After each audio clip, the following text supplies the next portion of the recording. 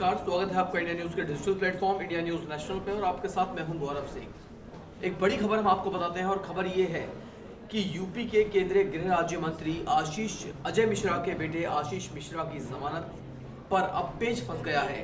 कल उन्हें high court से जमानत मिली थी, लेकिन इस जमानत पर अब एक पेच फंस गया है कि हो सकता है कि आशीष जमानत मिलने के बावजूद जेल से बाहर ना आ पाए। जी हाँ, ये जो पेच फंसा है इसके बारे में हम पूरी आपको कहानी सुनाएंगे। आखिर क्या कुछ लॉज, नियम क्या कहते हैं, कानून की धाराएं क्या कहती हैं, किन धाराओं के तहत उन्हें जमानत मिली और जमानत पे आखिर ये पेच क्यों फंस गया है, ये तमाम चीजें हम आपको बताने वाले हैं इस वीडियो में। तो ये वीडियो पूरा देखिएगा। आखिर जब जमानत का आदेश आया कि जमानत मिल गई है आशीष मिश्रा को, तो तमाम तरह की प्रतिक्रियाएं आनी शुरू हो गई। किसानों के वकील ने बताया कि इस तरीके से जैसा संगीन आरोप उन पर लगे हैं, उनके पास से हथियार बरामद हुआ है, उनकी लाइसेंसी बंदूक से गोलियां चली हैं, उनके ड्राइवर ने किसानों को कुचला है और उस वक्त वो मौके पर मौजूद थे, तो इन बिराहों पर जमानत नहीं मिलनी चाहिए थी। लेकिन जमानत मिली तो कैसे मिली, अब ये पूरा पेच फंसा हुआ है। खैर, जब ये जमानत का आदेश आया तो उसके बाद प्रतिक्रियाओं का दौर शुरू हुआ। इस मामले में हम आपको बता दें कि आशीष की तरफ से प्रार्थना पत्र जो कोर्ट में दिया गया था, उसमें आईपीसी के सेक्शन 147, 148, 149, 279, 338, 302, 304A और 120B के तहत उन्होंने जमानत मांगी है। क्योंकि आशीष पर इतनी सारी धाराएं लगी हैं कि कुछ धाराओं के तहत जिनमें वो बेल मांग सकते थे, उन्होंने बेल के लिए अपील जरूर किया है।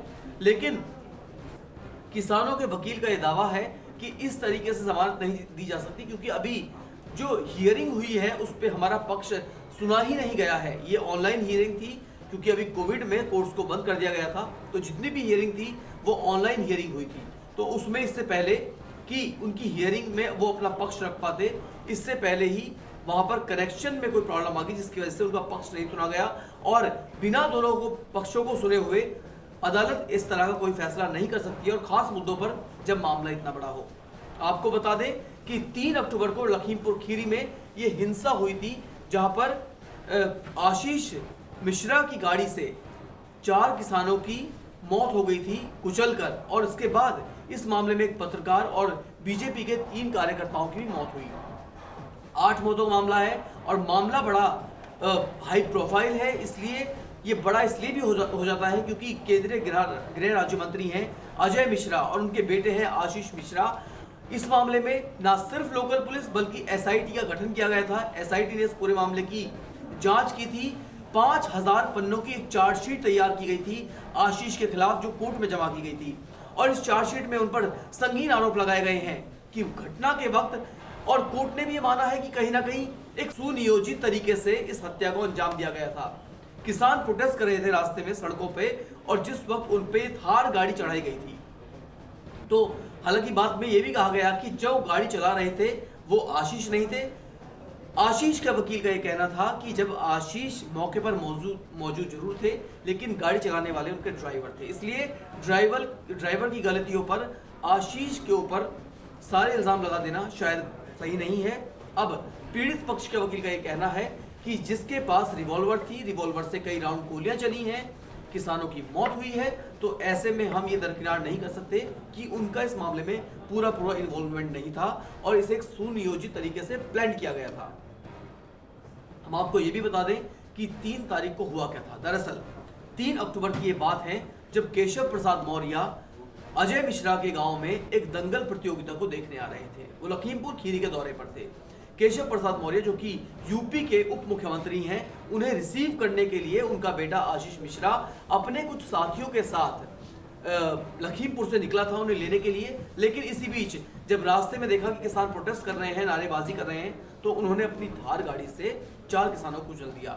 जब हिंसा हुई तो बीजेपी के 3 अन्य कार्यकर्ता भी मारे गए, और इसमें एक पत्रकार की भी मौत हुई थी जिसका नाम था रमन कश्यप। रमन कश्यप के भाई पवन का भी कहना है कि वो कोर्ट के इस फैसले पर कुछ नहीं कहेंगे, लेकिन हाँ, ये एक न्याय की लड़ाई है जो हमेशा जारी रहेगी, और जब तक उनके भाई को न्याय नहीं मिल जाता तब तक वो चुप नहीं बैठेंगे।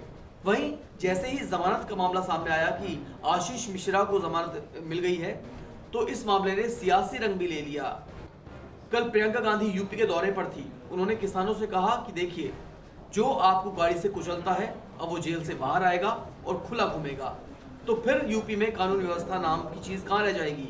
तो इस तरह का, क्योंकि चुनावी इस वक्त माहौल चल रहा है, यूपी में चुनाव चल रहे हैं, नेता जगह जगह रैलियां कर रहे हैं और ऐसे में मुद्दे उठाए जा रहे हैं सरकार और विपक्ष के बीच में। तो दोनों तरफ से ये चीजें हो रही हैं और ऐसे में अब जब चुनाव का दौर है तो वाकई अब इस चीज को चुनावी नजरिए से भी देखा जा रहा है कि क्या जो ये जमानत दी गई है ये चुनाव के चक्कर में मिली है, और जाहिर सी बात है कि नेता भी इसे तूल दे रहे हैं। खैर, दावा यह है कि आशीष मिश्रा के जेल से आने की संभावनाएं फिलहाल कम ही हैं। हालांकि कल इस पे अब ये भी कह रहे हैं जो पीड़ित पक्ष के वकील हैं कि इस पे वो रिव्यू पिटीशन फाइल करेंगे हाई कोर्ट में और इस जमानत को रोकने के लिए अर्जी देंगे ताकि इस जमानत को ना दिया जाए, क्योंकि आशीष मिश्रा का इस तरीके से बाहर आना सही नहीं माना जा रहा है। खैर, इस वीडियो में फिलहाल इतना ही, लेकिन देश विदेश की तमाम बड़ी खबरों के लिए आप देखते रहिए इंडिया न्यूज का digital platform India news national. धन्यवाद। अगर आपको हमारा ये वीडियो पसंद आया हो तो वीडियो को लाइक करें और चैनल को सब्सक्राइब करें, और हाँ, बेल आइकन को दबाना ना भूलें ताकि आप तक वीडियो का नोटिफिकेशन पहुंचता रहे। देश और दुनिया की तमाम खबरों के लिए देखते रहिए इंडिया न्यूज नेशनल।